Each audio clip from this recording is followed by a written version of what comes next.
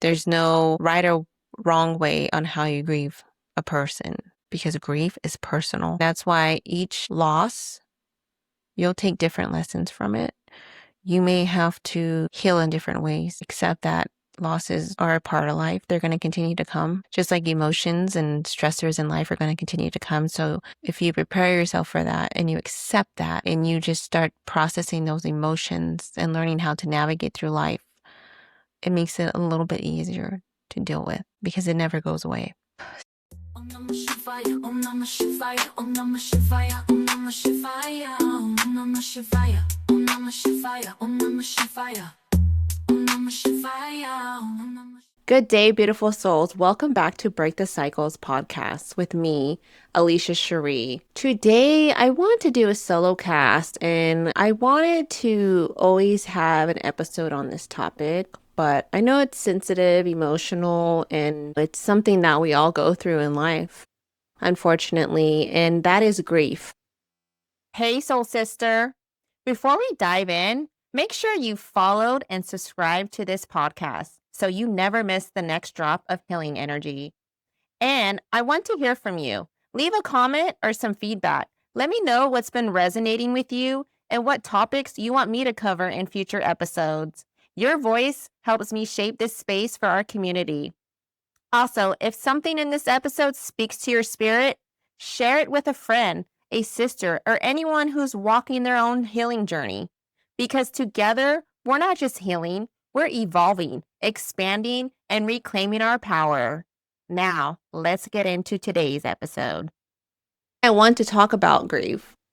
Not just grief from death, but grief from losing someone you love in general. It can be not only those that transition, but those that are still living, that it could be relatives that you had to cut out of your life. It can be a marriage that you had to walk away from, or even a relationship that you had to walk away from. And grief is in many different forms. So it's not like you're going to experience grief the same as losing a grandfather versus your mother or a child or a friend. It's all going to be unique to the person that you lost, and sometimes even unique to how you lost them. So over the span of a few years, I have lost many people. Growing up, I never experienced grief. I did lose my grandfather on my dad's side, but we weren't really close. I was very young, 9 years old, and it was different.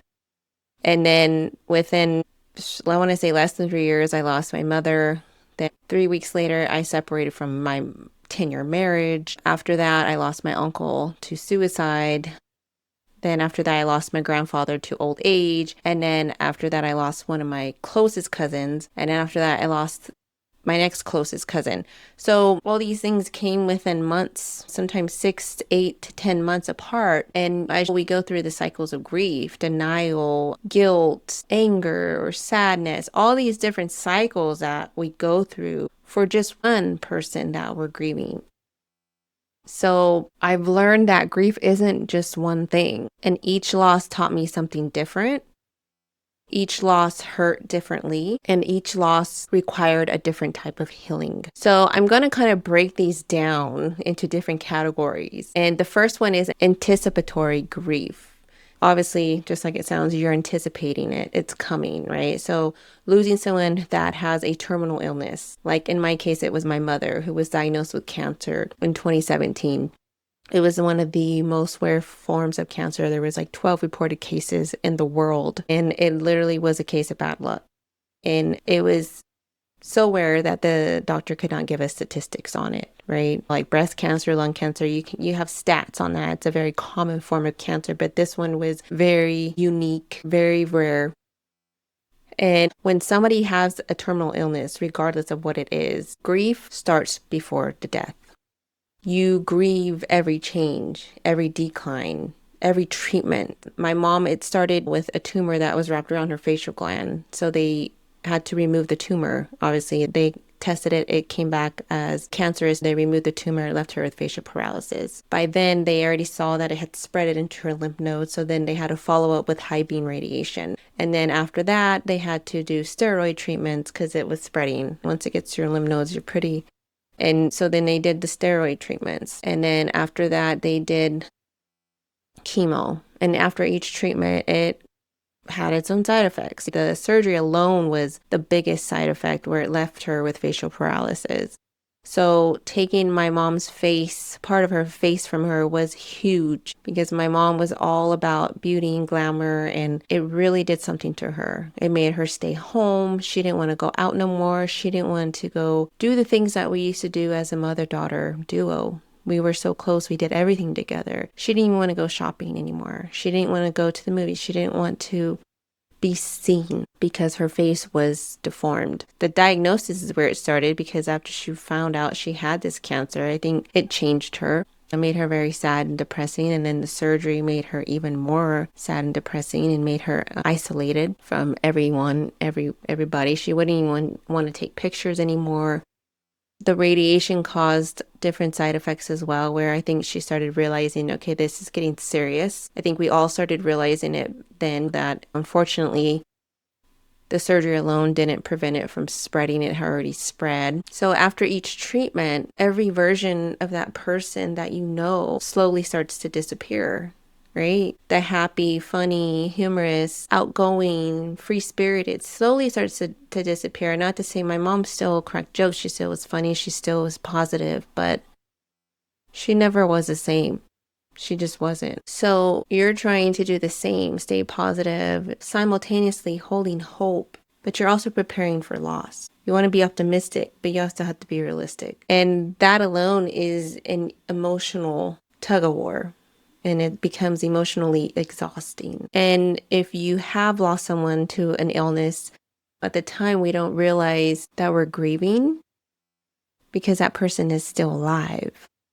But like I said, when a version of that person is taken and they're not the same anymore, that is grief. So anticipatory grief causes stress on the nervous system. Let's talk about that. What it does to the body. You're living in uncertainty. You're wondering, at the time I was like, is my mom going to make it? Is she really going to fight through this? Or am I going to have to really prepare to lose her? So you're uncertain. You're like, every day you're wondering what's going to happen. How is she going to wake up? How is she going to feel after this treatment? How is she going to feel after the doctor gives updates? Is it going to be good? Is it going to be bad? You're constantly uncertain. And part of you wants to stay present.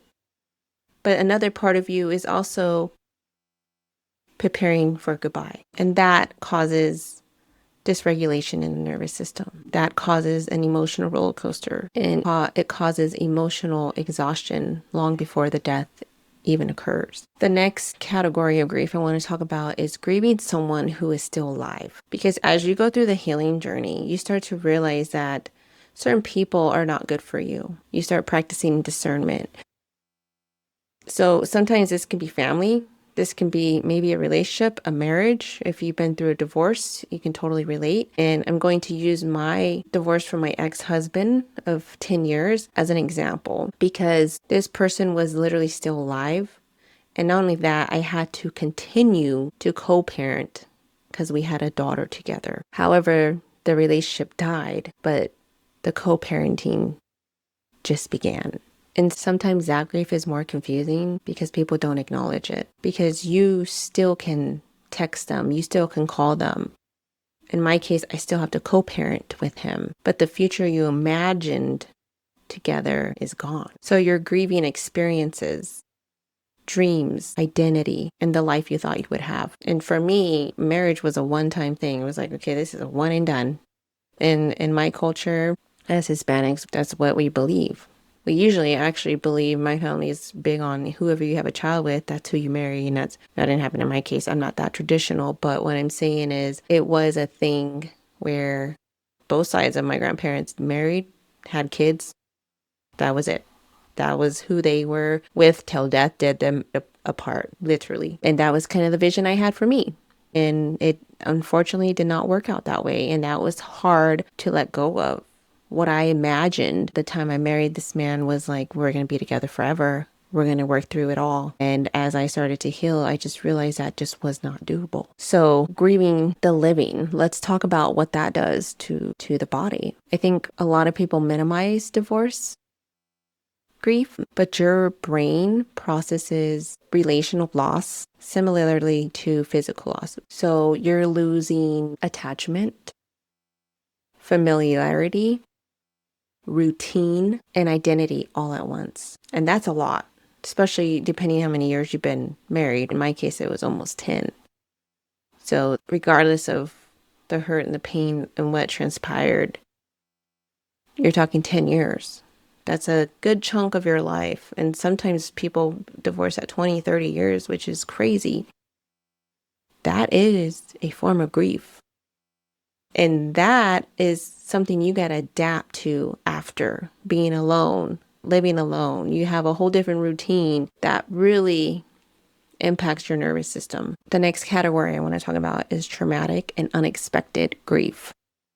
So this can be a loss that you experience, maybe like a sudden loss. Maybe it was a car accident. Maybe it was suicide. Maybe it was just something you were not expecting at all. So in my case, my uncle passed from suicide. And at the time, there was a lot of confusion. There was a lot of questions that till this day were never answered. And there was a search for meaning. I think suicide leaves behind things that other losses don't. It just does. It leaves the what ifs. Could I have done something? Did I miss something? Would things have been different if I've done this or done that? And those unanswered questions become a part of the grief. And that wasn't the first loss to suicide that I experienced. I also had a childhood friend. No one saw it coming. But usually those that are hurting more internally, they don't show it externally.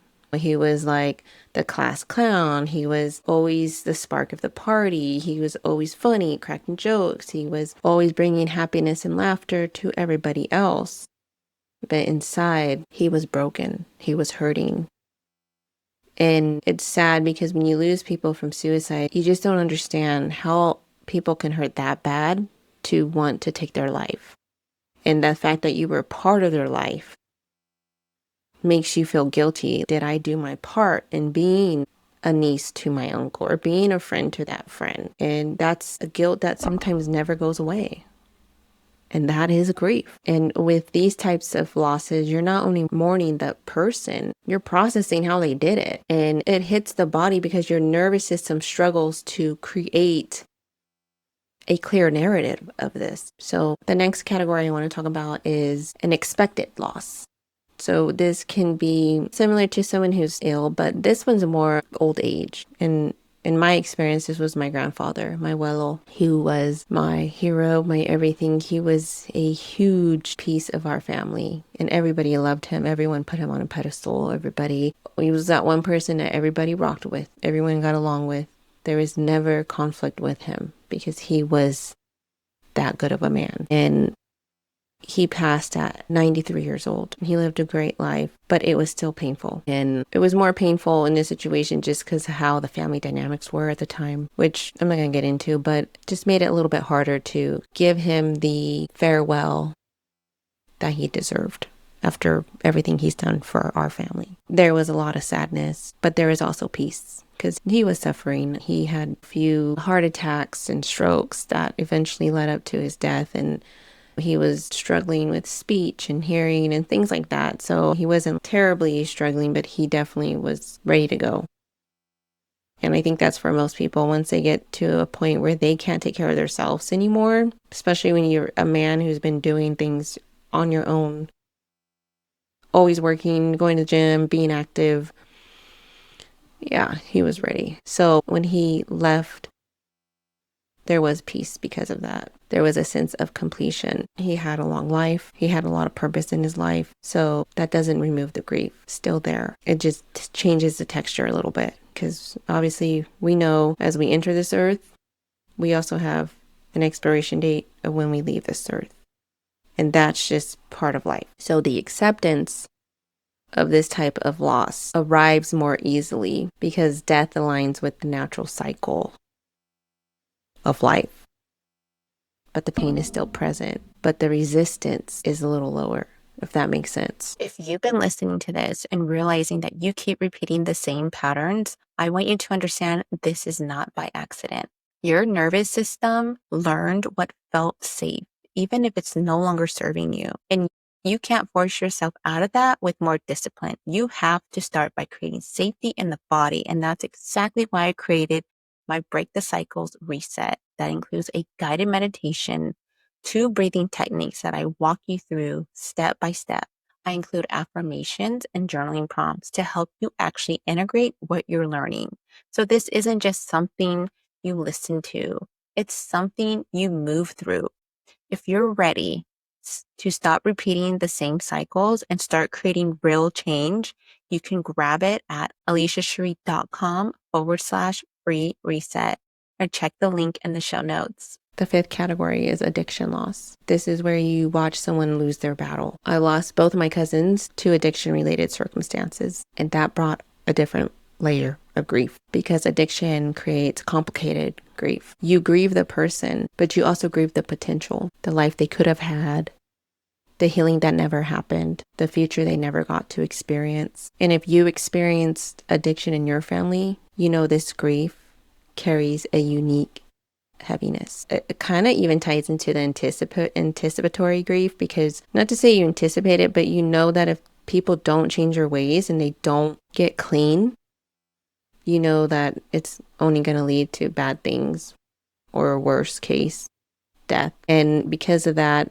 both of my cousins I was super, super close to, and we grew apart over the years because of the choices that we made. They went this way, I went that way. And unfortunately, as I got into my healing journey, I just stopped talking to certain people that were doing things that I didn't agree with in their life. So sometimes that causes distance. We didn't talk as much. Sometimes in their case, maybe there's a little guiltiness. One of my cousins wouldn't really call unless she was doing good. Losing her, and both of them, actually, I felt guilty because I'm like, maybe I should have called them more. So again, it's those cycles of grief that we still go through regardless. So addiction-related grief, what does it do to the body? It causes a lot of anger, sadness, compassion, frustration, and a little relief. Because again, people who battle addiction, they're suffering too. And all these emotions can exist simultaneously. And again, that dysregulates your nervous system, puts a lot of toll on the fight and flight, processing these emotions if you don't have the right resources to do so. Even though these losses were different categories, if you want to say, they all taught me the same thing. And that was that love and grief are connected. The depth of grief often reflects the depth of love. And grief is not something you ever get over, ever. It's just something you learn to carry differently. So let's talk about the body for a moment, because grief isn't just emotional, it's physical. And grief impacts your sleep, your energy, your appetite, your memory, your digestion, your immune function. Your body literally responds to loss. That's why grief can feel exhausting. So you're not weak. Your nervous system is just adapting to a new reality. And that is a lot. So if you have lost anybody, you understand the cycles of grief. I'm not going to go over those, but how can you carry grief differently? There's many ways. And it all ties into nervous system regulation as well, because it's all tied to an emotion, whether it's anger, sadness, even happiness, whatever the emotion is. If your nervous system is not regulated, you're going to lead with that emotion. And in most cases with grief, it's anger or sadness. And that's why people fall into deep depression. That's why people get to a point where they're like, if you take this person, you might as well take me too. Or they start suppressing by using drugs and alcohol and all these things because they're in the fight and flight mode. They don't want to feel it. They just want to escape it. But I'm here to tell you that there is a way to carry the grief and to adapt and navigate through life with grief. And the biggest thing that helped me change my perspective on grief was that, yes, their soul transitioned. Their soul was not physically here, but their spirit lives forever. And the spirit is always with you. And to me, it's like tapping into God. God is spirit. God is present. To me, all of my family and relatives and friends that have transitioned, I can hear them. I can see them. I can feel them. I know when they come to me, whether it's in a form of an animal, a bird, or whatever it is.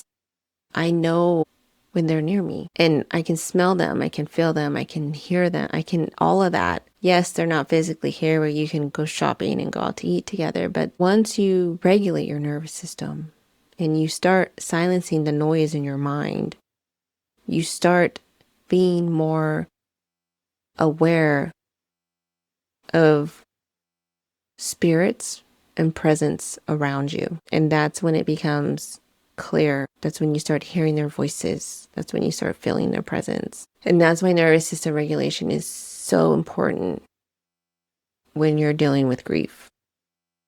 So what helped me was regulating my nervous system first. And that was getting into breath work, yoga, journaling, meditation, community, allowing myself to cry. You are allowed to cry. It is not a sign of weakness. In fact, sometimes I would even put a pillow over my mouth and scream because I'd be so angry. You have to allow yourself to feel. You have to give yourself that space and that grace, because this is a new life. And when you feel emotions, you move differently. You feel the emotion and you process the emotion. It helps you not lead with the emotion, because when you avoid the emotions, that's when they get stuck in the body. That's when the dysregulation starts. That's when the fight or flight begins, or the freeze or the fawn. That's when you really start turning to other outlets and things that just dysregulate your nervous system even more. So if you are grieving right now, please hear this. There is no right way to grieve. There is no timeline. There is no finish line. And there is nothing wrong with you if one loss affects you differently than another loss. It's different. When I lost my mother, it probably was the worst one, because she was, not only was it the way she passed, but how close she was to me. And I never expected to lose my mother at such a young age. And it was tough. But losing my cousin, we were 8 months apart. It was pretty up there, which I didn't think, because I kind of was like, she's making these decisions in life. It's only going to end. And I thought that I had processed that when I was preparing for the news, because these events that just led up to her death, I just saw it coming.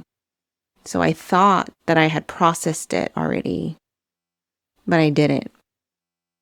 And that one was really hard on me, pretty up there with my mom. And I wasn't expecting that. And sometimes grief doesn't hit at the moment. It takes weeks, days, months before you fully accept it. And I'm not going to lie, that one was really tough on me. So again, there's no finish line. There's no right or wrong way on how you grieve a person, because grief is personal and healing is personal too. And that's why each loss, you'll take different lessons from it. You may have to heal in different ways and accept that losses are a part of life. They're going to continue to come regardless, just like emotions and stressors in life are going to continue to come. So if you prepare yourself for that and you accept that and you just start processing those emotions and learning how to navigate through life, it makes it a little bit easier to deal with, because it never goes away. So before we close, just take a deep breath with me and think of someone you've lost. Notice what comes up. Is it love, sadness, gratitude, pain? Whatever is there, welcome it. Because grief is not evidence that you're broken. Grief is evidence that you loved. And sometimes that is a hard thing to do for people, to just love. Because love never disappears. It just simply changes form. And if you're grieving someone and you're having a hard time, try writing a letter to them. If it's unexpected death and you never got to say goodbye, that's a lot itself, a lot of anger, a lot of sadness that you're carrying. So sometimes it helps just to write a letter to them. Write it, read it out loud. Maybe read it looking at a picture of them, and maybe come up with some kind of tradition where you remember them, maybe on their birthdays or the day that they passed or something. It helps. It helps to get out those emotions. Thank you for joining me on today's episode. Until next time, be gentle with yourself, honor your emotions, and continue to break cycles. See you in next episode. Shivaya, Om Namah Shivaya.